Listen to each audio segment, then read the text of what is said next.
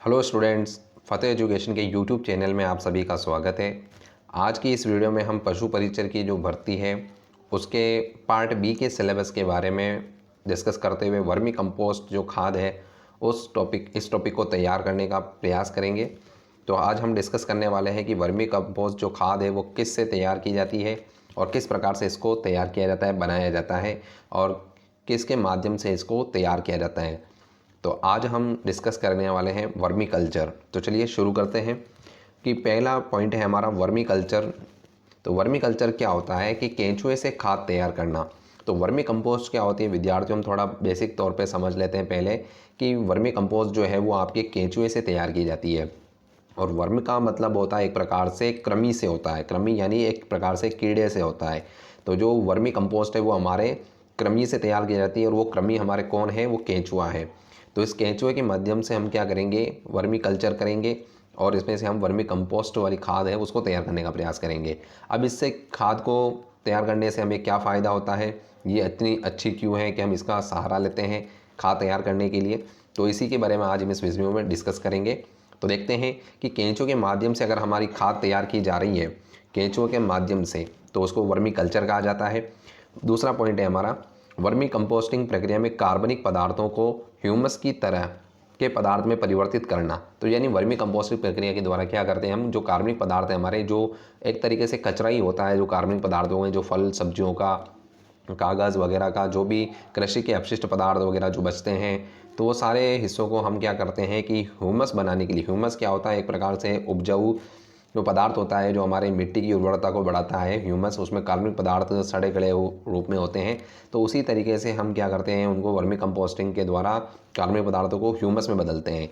तो तीसरा पॉइंट हम आगे डिस्कस करते हैं कि वर्मी ग्रीक शब्द का है जिसका अर्थ क्या होता है, कृमि, जो हमने ऊपर भी डिस्कस किया था अभी पहले कि इसका अर्थ एक प्रकार से कृमि से होता है, कीड़े से होता है। इसके बाद आगे बात करते हैं कि केंचुआ जो होता है उसको देख लेते हैं। ये क्या होता है, आपका एक अकशेरुकी जीव है। ये क्या होता है, वर्टिब्रेट नहीं होता है, एक अकशेरुकी होती है। इसमें किसी प्रकार की जो रीढ़ की हड्डी होती है वो नहीं पाई जाती है। उन जीवों को क्या कहते हैं, अकशेरुकी जीव कहते हैं हम। तो स्थलीय जीव होता है। संघ की बात करें तो फाइलम इसका एनिलिडा हो जाएगा। वर्ग की बात करते हैं तो ये कीटोपोडा का सदस्य है। और गण की बात करें तो ये ओलिगा कीटा का गण का सदस्य है। तो यानी ये संघ में एनिलिडा में जाएगा, वर्ग इसका कीटोपोडा हो जाएगा और गण इसका ओलिगा कीटा होगा। ये थोड़ा सा आपको ध्यान में रखना है कि आपको केंचुए का पूछ ले कि गण कौन सा है, वर्ग कौन सा है या किस संघ में आ रहा है, तो थोड़ा सा आपको ये विशेष रूप से याद रखना है। इसके बाद हम आगे बात करते हैं कि केंचुआ जो है उस मृदा का निर्माण और उर्वरता में महत्वपूर्ण भूमिका होती है। हम खाद तैयार कर रहे हैं तो मृदा में ही मिलाएंगे खाद को, तो मिट्टी की उसकी संगठन में वृद्धि होती है और उसकी उर्वरता में क्या होती है, इसके माध्यम से खाद तैयार होती है, उससे उर्वरता में वृद्धि होती है। इसके बाद आगे बात करते हैं हम, अरस्तु ने क्या कहा है। तो अरस्तु ने क्या कहा, केंचुआ को पृथ्वी की आंत कहा है और मृदा उर्वरता को पुनः प्राप्त करने का एजेंट, यानी मृदा को वापस जो उर्वरता प्राप्त कर ले उसका एजेंट किसको बताया है अरस्तु ने, वो आपको केंचुआ को बताया है। पृथ्वी की आंत भी इसको ही कहा है। तो पृथ्वी की आंत किसको कहते हैं, तो भी आपको अरस्तु के अनुसार केंचुआ को कहते हैं। किसने कहा है, तो अरस्तु ने कहा। ये आपको दोनों तरफ से पूछा जा सकता है, आपको थोड़ा सा विशेष रूप से याद रखना है कि पृथ्वी की आंत किसको कहते हैं, तो केंचुआ को कहते हैं। किसने कहा है, तो अरस्तु ने कहा है। और मृदा उर्वरता को प्राप्त करने का एजेंट किसको कहते हैं, तो भी केंचुए को कहते हैं। ये थोड़ा सा आपको याद रखना है। आगे डिस्कस करते हैं विद्यार्थियों, आगे बढ़ते हैं। सामान्य भाषा में कंपोस्ट वर्म में न्योर वर्म, रेड वर्म, रेड रिगलर कहते हैं। तो ये कहने का मतलब क्या हुआ हमारा कि इसको कंपोस्ट वर्म जो है उसको इन नामों से भी जाना जाता है। आगे बढ़ते हैं, हमारा वर्मी कंपोस्टिंग या वर्मी कल्चर हेतु केंचुआ आइसिनिया फेटिडा सबसे उपयुक्त होता है। यानी जो हम वर्मी कल्चर में जिस केंचुए को प्रयुक्त करते हैं उसमें जो ये वाली प्रजाति है आइसिनिया फेटिडा वाली, ये वाली प्रजाति का ज़्यादा उपयोग किया जाता है हमारे वर्मी कल्चर के दौरान। ठीक है, तो इसके क्या होता है कि जो पीछे फेटिडा लग रहा है ये इसकी जाति है, ये इसका वंश का नाम है। तो इस वाली जाति का हम क्या करते हैं, अधिकतर उपयोग किया जाता है। आगे डिस्कस करते हैं वर्मी कंपोस्ट तकनीक की विधि, यानी केंचुए जीव भार को खाकर उसे पचित रूप में उत्सर्जी के रूप में बाहर निकालते हैं। जीव भार का मतलब क्या होता है कि जो सड़े गले जीव जंतु होते हैं जो मिट्टी में सड़ गल करके मिल जाते हैं, वो एक प्रकार से जैव भार होता है, यानी बायोमास होता है। उसी को खा करके क्या करते हैं, उसको अपशिष्ट पदार्थ में जब वो निकालते हैं तो उससे क्या होती है, खाद के रूप में वो हमें प्राप्त होता है। यानी ये सड़े गले कार्बनिक पदार्थों का पाचन करके एक प्रकार से उनको कार्बनिक पदार्थों में, सरल छोटे छोटे कार्बनिक पदार्थों में बदल देता है। तो ये एक प्रकार से क्या करता है कि उनको खाता है। कई बार हमारे क्या होती है, एक मिथक होता है कि केंचुआ जो है वो मिट्टी को खाता है, तो ये मिट्टी को नहीं खाता है, ये क्या करता है, उसमें कार्बनिक पदार्थ का सेवन करता है। ये क्या करता है, हमारे मिट्टी में उपस्थित कार्बनिक पदार्थों को अपने भोजन के रूप में लेता है, उसके साथ मिट्टी के अंश भी चले जाते हैं। तो इसलिए ऐसा लगता है कि केंचुआ मिट्टी खाता है, तो वास्तव में ये कोई मिट्टी नहीं खाता है। ये क्या करता है, उसके साथ आए हुए कार्बनिक पदार्थों को खाता है और उसी के बाद क्या होता है, उसका अपने मल के रूप में त्याग करता है। तो उससे हमें क्या मिलती है, खाद प्राप्त होती है। खाद ये कौन सी होगी, तो ये एक प्रकार की आपके जैविक खाद होगी। तो इससे प्राप्त होने वाली खाद क्या होती है, बहुत अधिक उर्वरक क्षमता वाली होती है, उर्वरता उसमें ज़्यादा होती है और ज़्यादा अच्छी होती है। इसलिए हम वर्मी कंपोस्ट के माध्यम से खाद को तैयार करते हैं। तो इसके क्या क्या होता है कि कुछ बातें हमें थोड़ा सा ध्यान में रखनी है कि हम इसको किस प्रकार से तैयार कर सकते हैं। तो पहला आपके क्या है ऑप्शन, उपयुक्त स्थान का चयन, यानी छाया युक्त और शेड वाला, यानी किसी न किसी प्रकार के टीन शेड से छाया युक्त स्थान हो, उस स्थान पे हमें क्या होता है, वर्मी कल्चर के लिए वर्मी कंपोस्टिंग की जानी चाहिए, जहाँ पर छाया हो, टीन शेड के माध्यम से ढका हुआ हो। इस प्रकार से कुल मिलाकर के छाया होनी चाहिए, धूप नहीं होनी चाहिए। वर्मी कंपोस्ट दूसरे पॉइंट में हमारे वर्मी कंपोस्टिंग इकाई की संरचना, यानी वर्मी कंपोस्टिंग इकाई बनाएंगे हम, छोटी सी यूनिट, उसकी स्ट्रक्चर क्या होनी चाहिए जिसमें हम इसको खाद को तैयार कर रहे हैं। तो 2 से 2.5 फुट ऊंचा, 3 फुट चौड़ा टब, धातु का टब या डिब्बा अनुपयुक्त होता है। ठीक है, तो इसमें क्या होता है कि यहाँ पर विद्यार्थियों ये थोड़ी सी मिस्टेक लग रही है, ये उपयुक्त होना चाहिए। तो यहाँ पर आपको थोड़ा सा करेक्शन कर लेना है। तो ये क्या होता है, हमारे वर्मी कंपोस्टिंग के लिए जो इकाई बनाएंगे, तो ये धातु का टब भी हो सकता है जो 2 से 2.5 फुट ऊंचा और 3 फुट चौड़ा हमारा टब होना चाहिए। यहाँ इसको उपयुक्त कर लीजिएगा। उसके बाद हमारा तीसरा पॉइंट है कचरा चयन। तो पशु गोबर कचरा, फसलों के बचे हुए बाग, फल का कचरा, ये हमें ले लेना है। यानी पशुओं का गोबर ले सकते हैं, कचरा ले सकते हैं, फसलों के बचे हुए बाग, फलों का कचरा हम इसमें वर्मी कंपोस्टिंग के लिए प्रयुक्त कर सकते हैं। अब इसमें हमें क्या नहीं लेना है, सूअर है, बकरी है, मुर्गी के अपशिष्ट को नहीं मिलाना है, इसमें थोड़ा सा विशेष ध्यान में रखना है।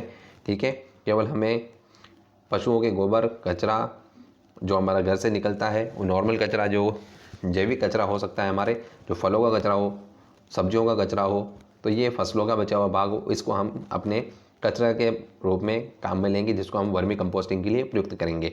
इसके बाद आगे बढ़ते हैं, वर्म कास्टिंग और वर्म कंपोस्ट, यानी एक प्रकार से जो हम इसकी खाद तैयार कर रहे हैं उसको वर्मी कंपोस्ट कहते हैं। तो अब इसका क्या होता है कि वर्मी कल्चर का मुख्य उद्देश्य ही वर्मी कंपोस्ट उत्पादन, यानी हम जो केंचुए के माध्यम से खाद तैयार करते हैं उसका मुख्य उद्देश्य क्या है, वर्मी कंपोस्ट करना है, यानी एक प्रकार से केंचुए से प्राप्त खाद को तैयार करना है। केंचुए कार्बनिक पदार्थों का पाचन कर उसे कास्टिंग के रूप में, उनके मल के रूप में निकालते हैं। कास्टिंग का मतलब क्या है कि जब वो अपने कार्बनिक पदार्थों का पाचन कर लेते हैं तो जो उनकी विष्ठा है उनको क्या है कि प्रकार से कास्टिंग कहते हैं। तो मल के रूप में ही होते हैं वो, उनकी कास्टिंग कहते हैं उसको। तो केंचुआ के मल एक प्रकार से यहाँ पर कास्टिंग्स है, इसके रूप में ये इनको निकालते हैं। और वर्मी कंपोस्ट में केंचुओं का कास्टिंग के साथ अन्य कार्बनिक पदार्थ भी मिले होते हैं। तो यानी इसकी विष्ठा के साथ में क्या होता है कि बहुत सारे अन्य कार्बनिक पदार्थ भी मिले होते हैं वर्मी कंपोस्ट में। तो ये एक प्रकार से हमारी क्या होती है, खाद इससे इस प्रकार से तैयार होती है। इसके बाद आगे बढ़ते हैं, वर्म कास्टिंग एकत्रित करना। अगला पॉइंट है हमारा वर्म कास्टिंग एकत्रित करना, यानी जो हम एक प्रकार से खाद जो कास्टिंग के रूप में, मल के रूप में हमें इकट्ठा हो रही है, उसको इकट्ठा कैसे करेंगे, एकत्र कैसे करेंगे। तो लगभग 2 से 3 माह में टैंक में कचरे का रंग हल्का या गहरा काला हो जाता है, यानी जिसमें भी हम इस खाद को तैयार कर रहे हैं उसमें उस कचरे का रंग जिससे खाद तैयार की जा रही है उसका रंग हल्का गहरा काला हो जाता है। दूसरे पॉइंट पर डिस्कस करते हैं। अब इसे संपूर्ण पदार्थ को टैंक के एक भाग में एकत्रित कर लेते हैं और रिक्त हुए भाग को नए कचरे से पुनः भर देते हैं, यानी जो साइड में इकट्ठा हुआ खाद हमारा तैयार हो गया उसको एक तरफ कर लेते हैं, बचे हुए खाली भाग में हम और नए कचरे को डाल देते हैं, जिससे क्या होगा कि पुराना कचरा तैयार होता जाएगा हमारा खाद के रूप में और नया कचरा उसमें आगे से आगे चलता रहेगा।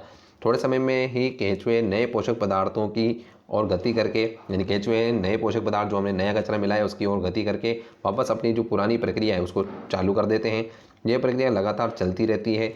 टैंक से वर्मी कंपोस्ट को बाहर निकाल कर भंडारण करते जाते हैं, यानी उसको एक प्रकार से इकट्ठा करते जाते हैं। तो ये आपकी वर्म कास्टिंग एकत्रित करना कैसे किया जाता है, इसकी विधि है। इसके बाद आगे बढ़ते हैं। इसका वर्मी कंपोस्ट का जो हमने शुरू में डिस्कस किया था कि इसका मुख्य उद्देश्य क्या है, यानी इसके उपयोग। मृदा सुधार, मृदा में सुधार क्या होता है कि मिट्टी की संरचना में बहुत सारे लेयर्स होती हैं, बहुत सारे कार्बनिक पदार्थों का परतें होती हैं। तो उनमें जो ऊपर की परत होती है वही उपजाऊ परत होती है, उसी को हम मिट्टी कहते हैं मृदा में। तो उसमें क्या होता है कि बहुत सारे सड़े गले कार्बनिक पदार्थ मिले होते हैं, जिनमें क्या होता है कि जैव भार यानी एक प्रकार से सड़े गले जंतुओं का ही अंश होता है, जिससे क्या होता है कि मिट्टी की उर्वरता बढ़ती है और उसी से क्या होता है कि पौधों को पोषक क्षमता मिलती है और वो वृद्धि कर पाते हैं। तो जब इस प्रकार की खाद पौधों को मिलती है तो उनमें क्या होता है, उनकी पैदावार बढ़ती है और ये क्या होती है, एक प्रकार की जैव खाद होती है। तो जैविक खाद होने की वजह से किसी प्रकार का नुकसान नहीं पहुंचाती है उर्वरकों के जैसे। तो ये हमारे लिए फ़ायदेमंद होती है, मिट्टी के लिए भी फ़ायदेमंद होती है, फसलों के लिए भी फ़ायदेमंद होती है और किसी प्रकार का नुकसान नहीं पहुंचाती है। तो ये मेन इसका मुख्य उद्देश्य जैविक खाद के रूप में तैयार करना है और इससे पैदावार अच्छी होती है। और वर्मी यानी कीटों के या कीड़ों के माध्यम से इसको तैयार किया जाता है, जैसे मुख्य रूप से हम केंचुए का उपयोग करते हैं, इसलिए इसे वर्मी कल्चर भी कहते हैं और वर्मी कंपोस्ट के रूप में हम इससे खाद तैयार करते हैं। जैव कार्बनिक खाद के रूप में इसका उपयोग है, कुक्कुटशाला के आधार के रूप में भी इसका उपयोग किया जाता है। तो कुल मिलाकर इसका मुख्य उपयोग हमारे मृदा की उर्वरक क्षमता को बढ़ाना है, बिना किसी रासायनिक पदार्थों का उसमें मिलाए। तो उम्मीद करता हूँ विद्यार्थियों आपको ये टॉपिक अच्छी तरीके से समझ में आया होगा। आपको हमारे द्वारा दी गई जानकारी अगर अच्छी लगती है, वीडियो समझ में आती है तो वीडियो को लाइक कीजिए, चैनल को सब्सक्राइब कीजिए और हमारा यूट्यूब चैनल के अलावा फतेह एजुकेशन नाम से प्ले स्टोर पर एप्लीकेशन भी पब्लिश हो चुका है, आप उसे भी डाउनलोड कर सकते हैं। इसी के साथ धन्यवाद, जय हिंद।